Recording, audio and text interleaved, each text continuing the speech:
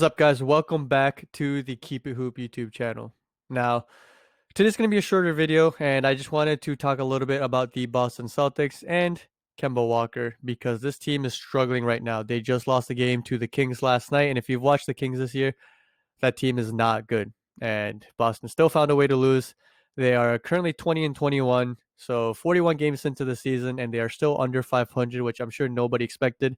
They are eighth in the East under teams like the Hornets, the Hawks, and the Knicks. Now, granted, the East is pretty close from the fourth seed all the way down to like 11, 12. So the Celtics could very well still make the playoffs. But currently constructed, this team isn't going to make it far in the playoffs. I would say everyone outside of Tatum, Brown, and Peyton Pritchard has been pretty disappointing this season, and they just don't have a lot of pieces, right? And their bench is extremely thin, especially when you are looking for offense and scoring. And yeah, I mean a lot of it falls on Kemba Walker. Now, last season he was fine. He was an all-star. I wouldn't say he was extraordinary, but I think played the way people kind of expected him to. He didn't play well in the playoffs, but Danny Ainge and Kemba kind of cited the knee injury and the pain he was experiencing. He had the surgery in the offseason, so I think most people, including myself, expected him to be back and playing well again this year, but he just hasn't been able to string together any type of consistency. You see the numbers on the screen right now, under 18 points per game and only shooting 39% from the field. Now, he's never been a high efficiency guy, but the scoring is just way down. And you can tell the shots he's getting, he's not creating a lot of separation. And even when he does, he's just not able to get them to consistently go in.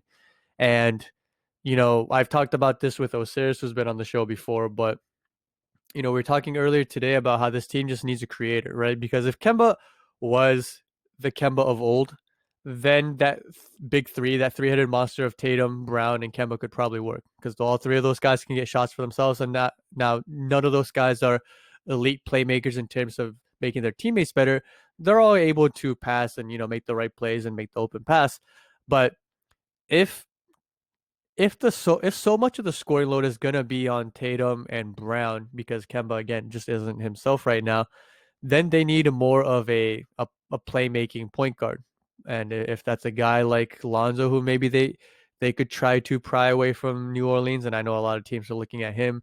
Osiris brought up a guy like Ricky Rubio. So there's definitely guys that they could target, and there's been a lot of names floating around Boston in the trades they might make.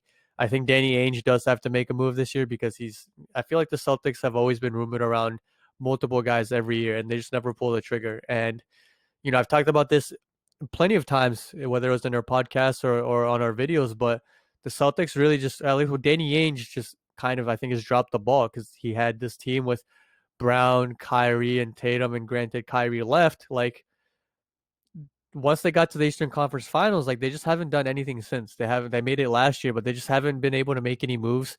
I don't think they've really, Brown and Tatum have gotten better significantly since that when they went to the Eastern Conference Finals. But this team as a whole hasn't really gotten any better. And you switch point guards from, Kyrie, and then you go to Kemba, and it just yeah, it just hasn't clicked. And Harrison Barnes, Aaron Gordon, those are other guys that they've been rumored to be going after. And I like those guys. I think both of those guys are having solid seasons, and they'd definitely be able to take some of the scoring load and pressure off of Tatum and Brown. And Aaron Gordon's even showcasing some playmaking skills in Boston or in Orlando. And I think both of those guys are solid defenders too. So they'll definitely help. But I don't know if it moves the needle as much just because, again, I think, and, and and I don't think anybody takes Kemba in his contract, especially the way he's playing right now. But as long as Kemba's there and he's playing the way he is, I don't think this team goes very far. And it pains me to say that because I'm a Kemba fan. I like Kemba. I've been a fan since he was at UConn. Cardiac Kemba hitting that shot over Pittsburgh to win the Big East and the title run he had at UConn. But it's just because you look at the scoring, right? Right, this season he's had 130-point game, 8 times he's hit in the 20s with 12 games of 10 to 19 points, and it's been super rough. Half of his games he doesn't even get to 5 assists.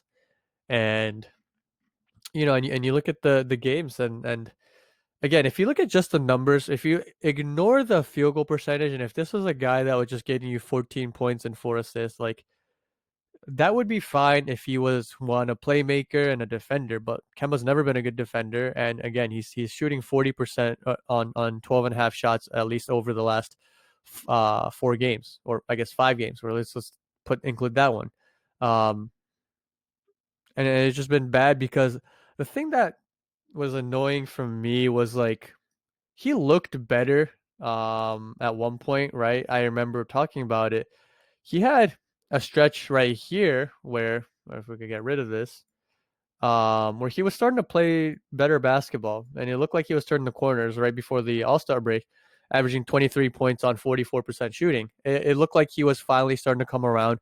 Boston as a whole was playing better, and it was like, okay, maybe Kemba just needed some extra time after the surgery, and that was the problem. But I mean, as of late, again, after the All-Star break, and then you start looking at these games, and it's 15, not even 15 points per game on 38% shooting, 31 from the 3-point line, and he's taking 7 of those shots, right? And he's only getting to the free throw line about 2 times a game.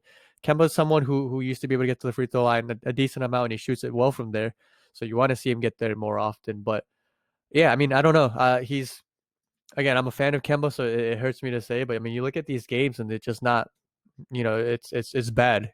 It's bad, and he's a bad defender on top of that, and he's not really making plays for other people. So, um, Danny Ainge is gonna have to get creative because I don't see Kemba really, having any suitors or takers. So again, I think the only moves you can really make are for a guy like Harrison Barnes or Aaron Gordon.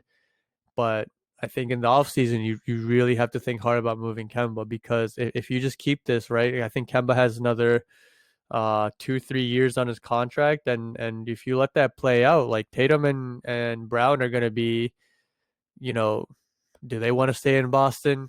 They're not getting younger. That they're definitely still be in their primes, but like you want to start building towards that timeline, and Boston can definitely start. I mean, Boston's in a very lucky situation where their window is now because of a guy like Kemba being with Tatum and Brown, but also for the future because those two core guys are still young. But uh, I mean, Danny Ainge's track record of not making any trades and just drafting really badly, guys like Nesmith, not really playable this year. And Peyton Pritchard, to his credit, did well, and obviously he's drafted Marcus Smart and Tatum and Brown, who have all who they love a lot, but there's a lot of guys in between: Jared Solinger, Fab Mello, R.J. Hunter, James Young, right? And the list goes on. I can't think of them right now, but I think a lot of pressure has to be put on Danny Ainge to try to make some moves, because passing up on a guy like Miles Turner in the summer, or I guess in the offseason, that hurt.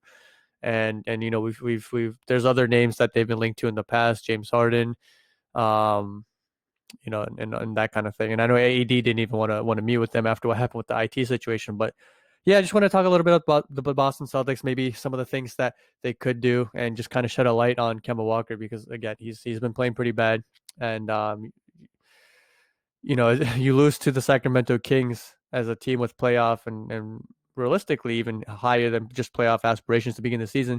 You really have to start questioning yourself and thinking about what it is you're doing wrong and what you need to do to change. But yeah, hope you guys enjoyed this video. We'll take tomorrow off. We'll be back Monday.